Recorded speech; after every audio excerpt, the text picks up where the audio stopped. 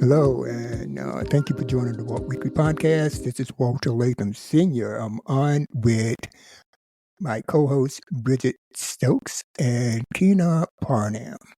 And today we have a very special guest, Mr. Dontae Tyler, a cyber hygienist. And this show is going to be about, what can you do to prevent identity theft and being hacked?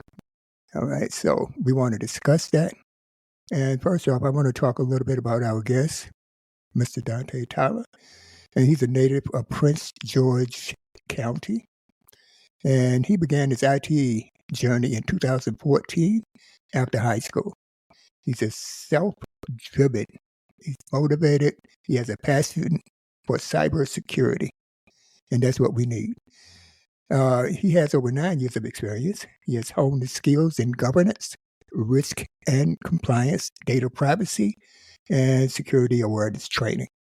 Donte founded OQPS Solutions in 2019, and it was a government, and it is a government contracting consulting agency. And they specialize in aligning clients' business objectives with IT strategies. Beyond IT, Donte is a published author, a seasoned traveler, exploring diverse cultures, and boasts an athletic background in basketball and boxing. He's a property owner, investor, and owner of NCRF. And I was asking what that acronym stands for momentarily. And a nonprofit. Donte embodies commitment to financial well-being and community service, aspiring IT professionals and community influencers alike. For more information, we will get that from Donte in just a second. So, with that said, I wanted to turn it over to Donte. And Donte, how are you doing? I'm doing well, Walt, and I'm excited to be here. Every time I hear the introduction, I always say like, "Wow, I've been some places, I've done some things." Yeah, you're still a young man too, so you're still on the runway. You haven't taken off yet, and you already done so many things. Well, you're going to share that with our audience. The objective here today, Donte, is we want to transfer some knowledge, provide knowledge to our audience as to how they can mitigate being hacked. All right, that's a big thing out there now, and Briggette knows because one of her sister's companies, not vendors, but one service supplier was hacked, and they were down, and they had to pay a ransom, and that apparently is going on. So, but let's get to that a little later. I just want you to talk about, what you're doing. First off, I'd like to thank Lindsay Peel of Kingdom Vision Consulting for connecting us to Donte. And she's a very close friend of the show, and she was on a few weeks ago. All right, she's a financial consultant, and she specifically looks at microloans. So, y'all guys, Lindsay Peel, I want to thank her. Okay?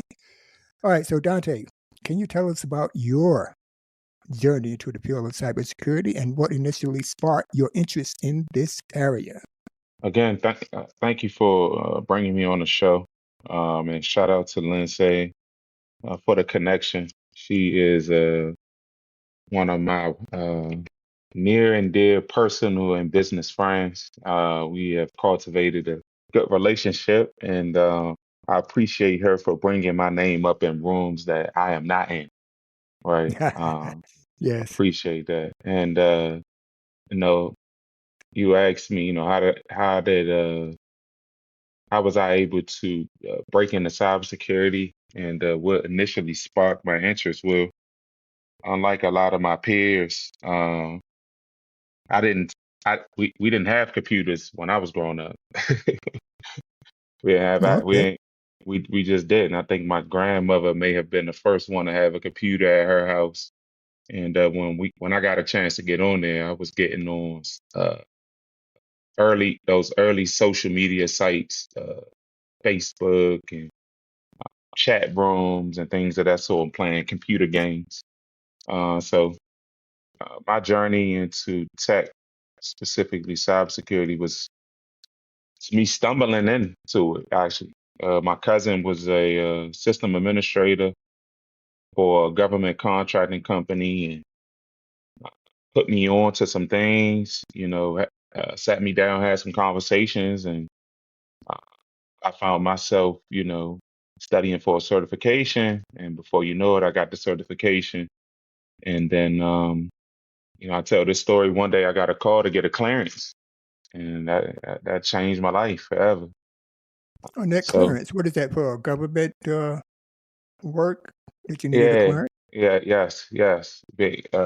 Someone, a company contacted me and was able to do, because of the certification I had, they were able to uh, sponsor me for a clearance to work, classified materials doing IT. And so Okay. that's how I got my start into the industry, and that was 9 years ago. Haven't looked back. All righty. Well, I am so glad to have you because we were looking for someone to speak to cybersecurity, and you're a cyber hygienist. Did you coin that term, cyber hygienist? I cannot take credit for that. But I do have a copyright on the book. So Okay. I can say that. But the cyber hygienist is something that we working to get secure. But you can think of me as the cyber hygienist. Now, I had a person on to speak to AI a couple of months ago. I don't know if you got a chance to listen to that. Um, and he's also a cybersecurity guy working he served the government, similar to what you do, I guess, on a contract, or he actually worked for the government. And he was considered himself a threat hunter. All right. So what's the difference between a threat hunter and a cyber hygienist? They're basically the same, right? Mm, I think I actually missed that interview, and now I got to go back and check that out because I'm truly interested to uh, learn more about AI because it's new, right? And unlike a lot of other people, I'm not going to pretend that I'm an AI expert. Have I used it? Do I know some things about AI? Yes, but am I an expert? No. So I'm definitely going to go back and check out that interview. If he was a threat hunter, that's a specific niche area within cybersecurity, Hmm. which means that he's on the offensive side of things. He's actively looking for, I would say, potential threats to a system. So that could consist of, him maybe doing penetration testing, which is, think of a penetration test as you have a security gate, right? Think of physical security, and your task with going and picking different areas of the fence to see where it is weak, right? So they do that with software systems, call it penetration testing. He could also be a threat hunter that is, you get a call when something happens and they need Hmm. to understand what happened, and then they need to go get the person that did it. Yeah, and But that's the one that we did with Jeffrey Harris. okay, yeah. Right. The cyber hygienist is, I wouldn't call myself a threat hunter, more of a, um, you should think of me as a cybersecurity subject matter expert that can come in and design or redesign your cybersecurity program holistically, right? Okay. Okay. That the guy that you're mentioning who's a threat hunter, we call him a technical specialist, like he's an expert, right?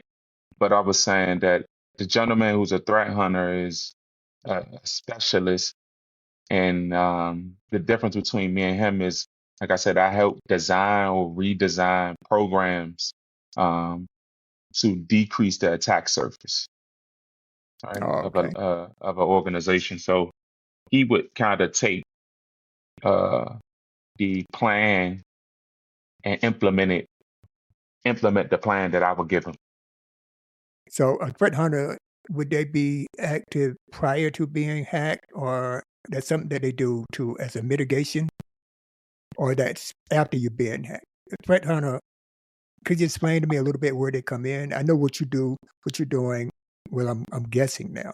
Don't let me guess. But I'm trying to look at what you do as a cyber hygienist and what the threat hunter does. All right, you saying that you do everything and then you pass it off to this guy, right?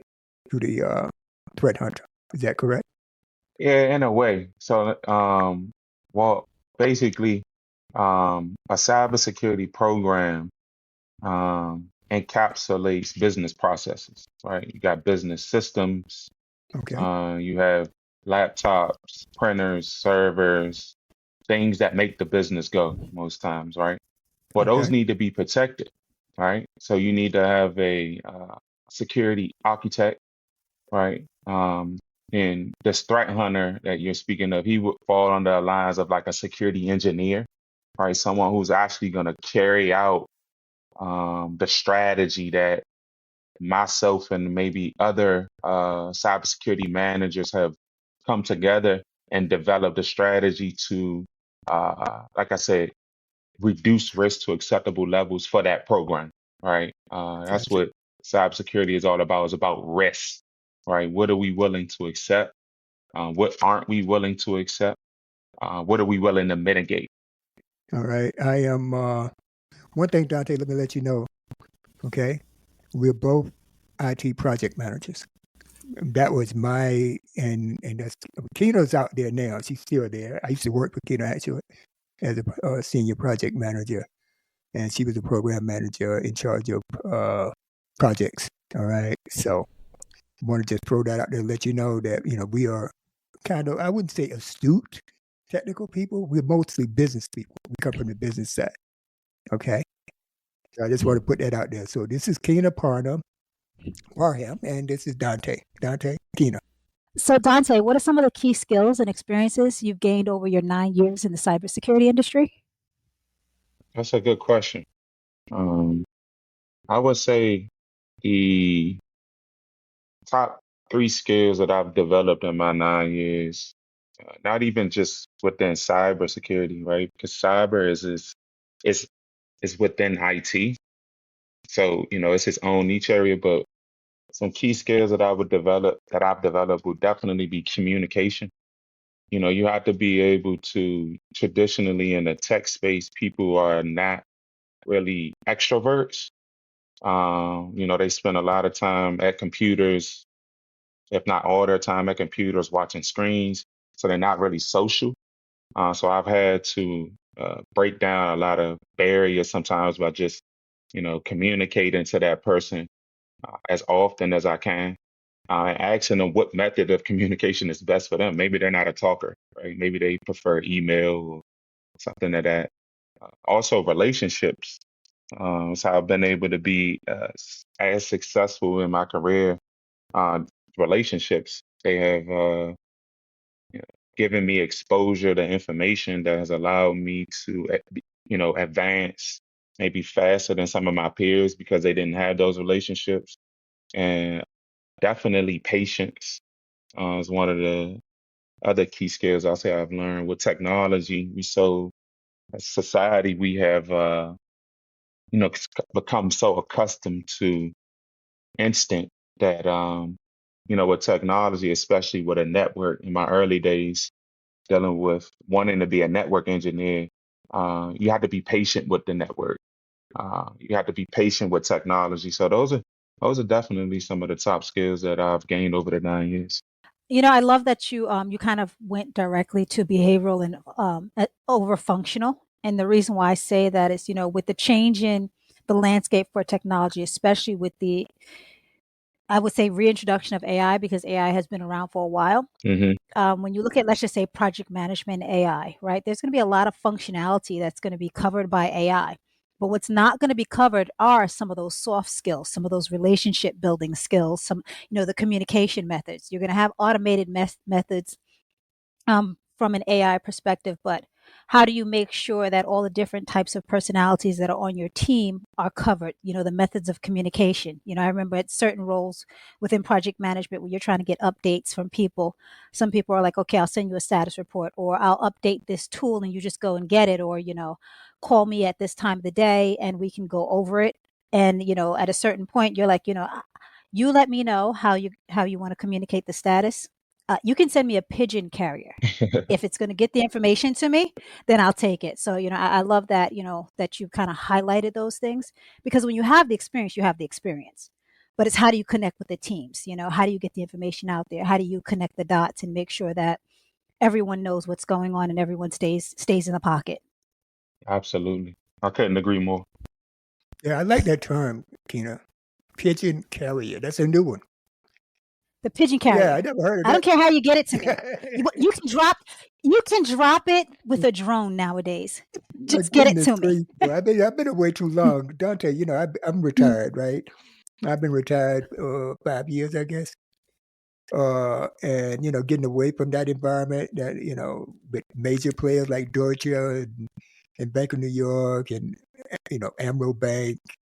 I'm internet. Our background is international. Mine is international banking.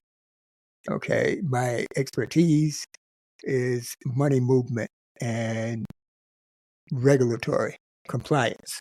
That's my niche. So with AML, OFAC, that's where those are my strengths. Okay, so just want to lay that out there, and then Keenah is strong project manager on the retail or the credit card side, Payment payment services. services. Yeah, payment services, the various sides of the credit card side of the house. You have the issuer, the acquirer, merchant services, payment network. I think I've worked for almost everyone. Visa, MasterCard, Discover, but not Visa. MasterCard, Discover, American Express. So, we've kind of been around the block there. And as Walter mentioned, we've worked together. But kind of hopping on the next topic, can you explain the services that OQPS Solution offers and how your agency helps clients align their business objectives with IT strategies?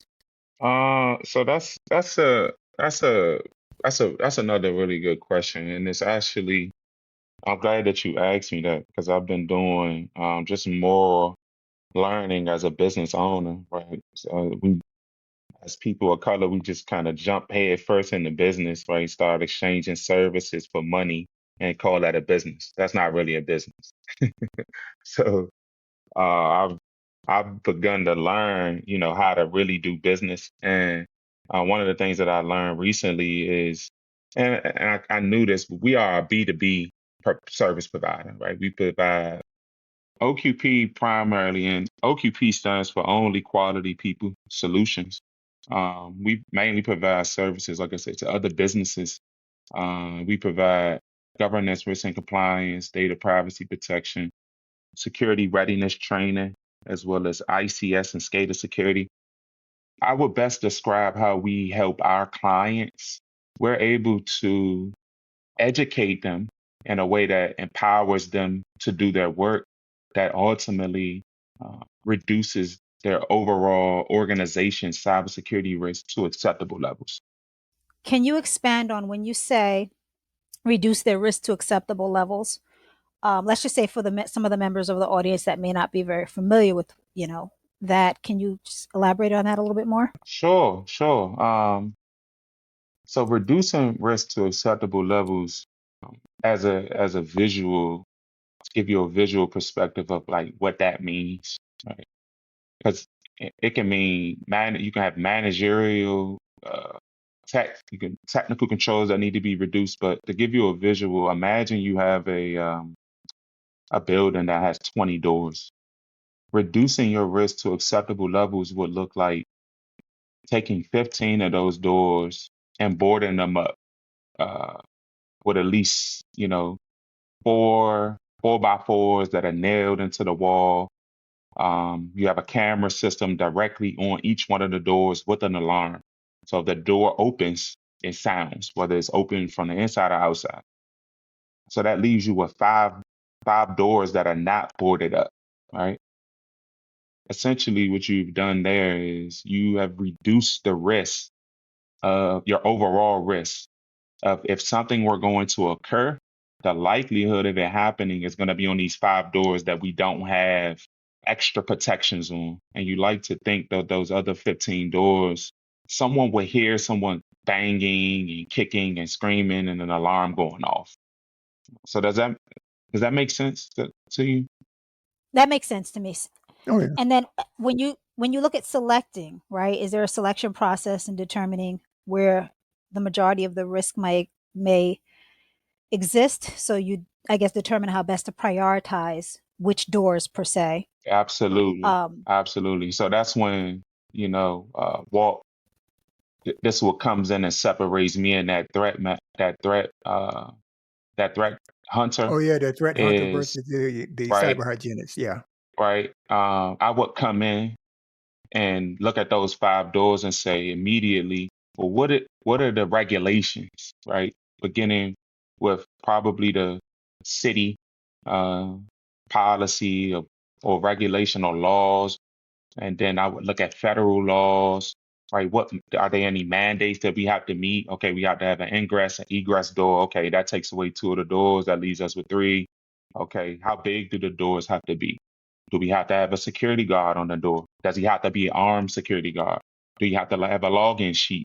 So, before you want to kind of do all that, you want to ask yourself as a business, how valuable is what I'm protecting, right? Because, when you go into protecting an asset, you don't want to spend more money than the asset is worth to protect it.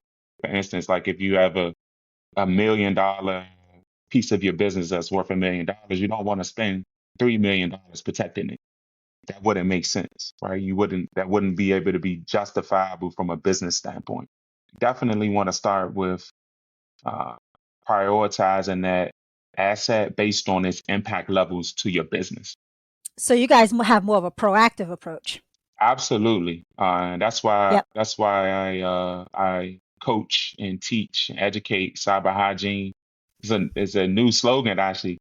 I'm there to shift your cybersecurity paradigm about cybersecurity and how you manage cybersecurity at your program. Makes sense. Okay. Yes, it does. So Donte, you mentioned and you defined what OQPS Solutions offers. Okay. But I want to ask, how do you stay current with the ever-evolving landscape of cybersecurity threats and technologies? I take the same approach to staying current with ever evolving cyber threats, learning. You just, every day tuning into a podcast, one that I listen to frequently is called Cybersecurity Today. Okay. They are based out of Canada, but they do report on a lot of U.S. incidents, events, and threats. And I also like the narrator of the show. I think he does a good job of keeping it brief, but also informing listeners of the threats and vulnerabilities that live out there. I also daily I go to a website called bleepingcomputer.com. They're a reputable source. They've been around for a while, and I tend to read up on the articles that they post because, like I said, that they're relevant. The information that they report on is valuable, right? I tell a lot of people you got to be careful where you're reading your stuff from as far as your source. There's a lot of propaganda going on, especially with the election coming up. So definitely Bleeping Computer it's another good resource that I turn Okay. to stay current. All right. Cybersecurity, something that AI is going to, you're a cyber hygienist, all right, and / threat hunter, all right. I'm just going to group you in there too. What do you think the implications of AI is going to be to your business? I like to think, I think Keenah mentioned this, is that AI is not new. Right? Artificial intelligence has been around for, I think, I read maybe about 20 or 30 years. Uh, you think of Siri, you think of Ask Jeeves early on. Google had Ask Jeeves. Yeah, So Alexa. these are all examples. Any chatbot service is an example of artificial intelligence in some capacity. I think artificial intelligence is actually for a cybersecurity professional like myself is going to level the playing field, I think, in a lot of ways. As long as you know scripting languages, and the scripting language is what a computer is built on. Every computers run on computer code.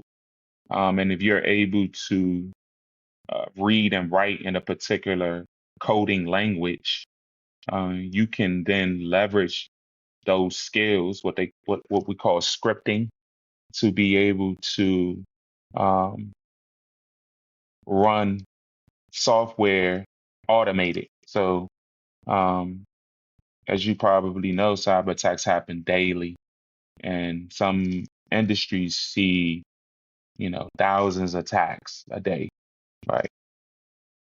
Human fatigue is real.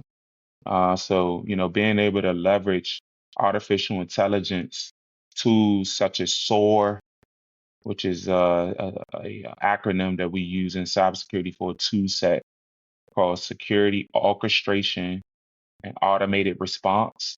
You can actually script that tool to be able to identify certain indicators that may appear to be of malicious nature. Right. So I think AI is going to balance the playing field. We can use it to pick up deep fakes. That's another thing. Artificial intelligence is going to introduce, if it already has, and a deep fake is a artificial intelligent software program that can mimic audio, visual, environment to be something that is actually not. Oh yeah, I've seen those. Yes. So AI, if I have AI, it's going to be who has the better AI, right? The bad guy or the good guy. Yeah, because it's almost like people use AI to create it, but you also need to use AI to beat it. Exactly. To protect you. Exactly. Yes. Okay, now this leads me to a couple of things, and I don't want to get off topic per se, but it's very interesting that you will be, you have a speaking engagement in Thailand. I do. I see you do. You do your due diligence. I like that. I like that about you, Walt. I am hosting a cyber hygiene clinic coming up in Thailand, Bangkok, Thailand, at the end of May. Actually, May 24th. Oh, that's not We're long. Yeah. we're about to sign with the space. I've been, contemplating what kind of venue space that I wanted to have it in. So I think we got that narrowed down. But yeah, this is going to be my first cyber hygiene clinic in a international capacity, and I'm excited. I'm proud of you, Donte. That's really cool. Now look at people like you. I know that we're not a loss. I always say, and I've said this. I said this numerous times, right? Is that I don't see us surviving another 100 years from now, but with people like you and Lindsay and Jeffrey, and I can go on. Since I've had this podcast, I met some people that just really turn it up, and I'm proud of you guys because I know that the future is bright with people like yourself. All right, so I digress, but I did want to throw that in there. So yeah, I'm proud of you, man. That's cool. Thank you. Wait, I've got a quick question. What do you mean when you say you don't see us lasting 100 years? I think we're going to be Who?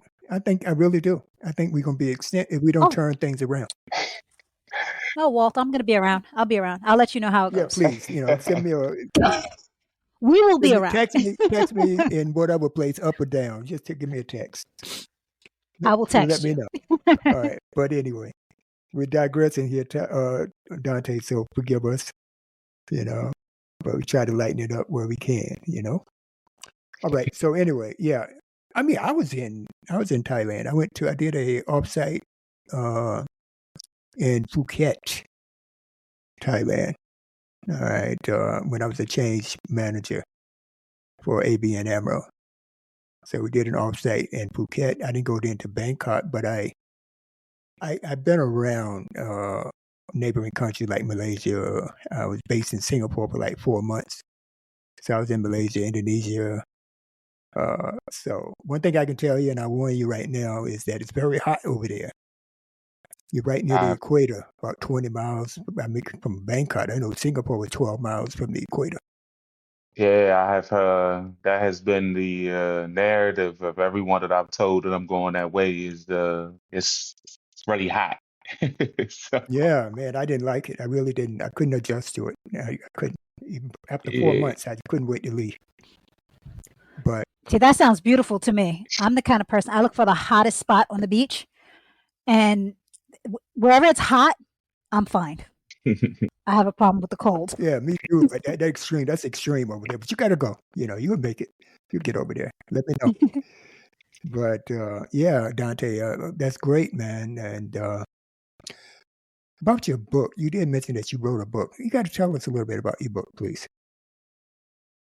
So my book, um, I sometimes people ask me, where did I come up with it or how did I come up with it? And I just gotta give glory to God because it definitely didn't start out that way, right? It just, coming out of the pandemic, like a lot of other people, I just had a lot of time to think.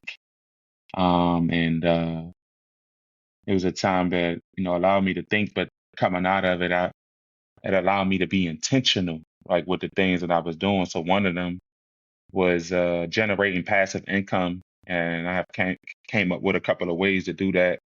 And then, I started thinking about, what I think Les Brown may have said that, like, you just if you go where there's a problem, money will come.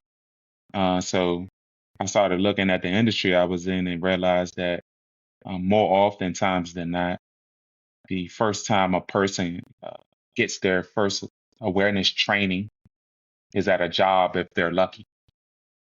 And I thought that didn't make sense because everyone has smart devices. Some babies have smart devices at 3, 4 years old. They don't know how to talk, but they know how to work the phone. So I had developed what I called at the time cyber hygiene and wrote the book just with the intent to increase the everyday user's cyber IQ. That's literally what it started out as. I mean, still is. I'm actually finished with this. No one knows this, so I'm dropping it here on the show. But I actually wrote Cyber Hygiene 2, and I'm just looking for a Black publisher now to help me with that, so that I can publish the book myself, and this time, not use Amazon. Oh, okay. Okay. Hey, that's it. Great. Fantastic. Stay tuned for our next episode where we will continue with part 2 of our interview with Dontae Tyler. Very important, folks. Thank you.